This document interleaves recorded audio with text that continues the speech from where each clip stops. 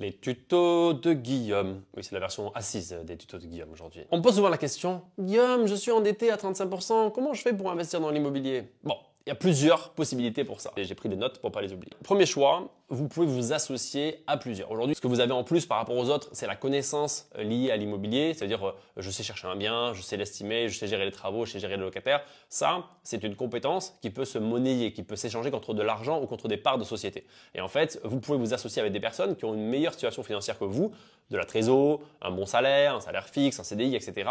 Et vous allez apporter autre chose dans ce deal. Et donc ça, c'est une manière d'aller dépasser les 35% puisque vous allez vous associer avec d'autres gens qui ont une meilleure situation financière que vous. Deuxième point, c'est augmenter vos revenus. Et pour ça, en fait, vous pouvez avoir une activité à côté, faire un petit job, lancer une petite activité entrepreneuriale. Voilà, il y a plein de petits jobs que les gens prennent en dehors de leur taf, le week-end, le soir, pour pouvoir augmenter ses revenus. Donc ça, c'est une possibilité. Vous pouvez le faire aussi en optimisant l'exploitation, par exemple, des biens que vous avez déjà. Si vous avez des biens que vous exploitez en nu, peut-être les passer en meublé ou les passer en location courte durée, etc. va permettre d'augmenter vos revenus et donc d'améliorer votre situation financière. Pas forcément à baisser votre endettement directement, parce qu'il y a peut-être des éléments qui ne vont pas être pris en compte par la banque, mais ça va augmenter au minimum la trésor que vous avez.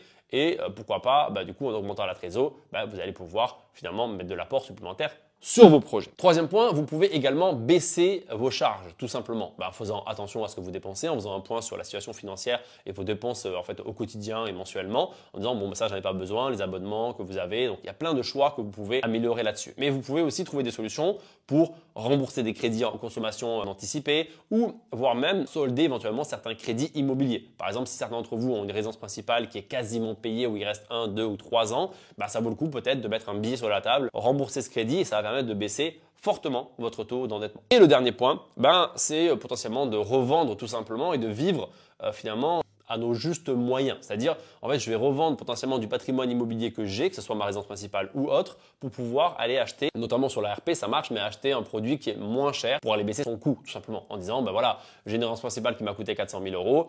Si je trouve quelque chose à 200 000 et que j'accepte de vivre avec une résidence principale à 200 000 euros, finalement, je vais économiser 1000 balles par mois et donc ça va augmenter ma capacité d'endettement. Voilà, c'était tout pour les tutos de Guillaume, version A6.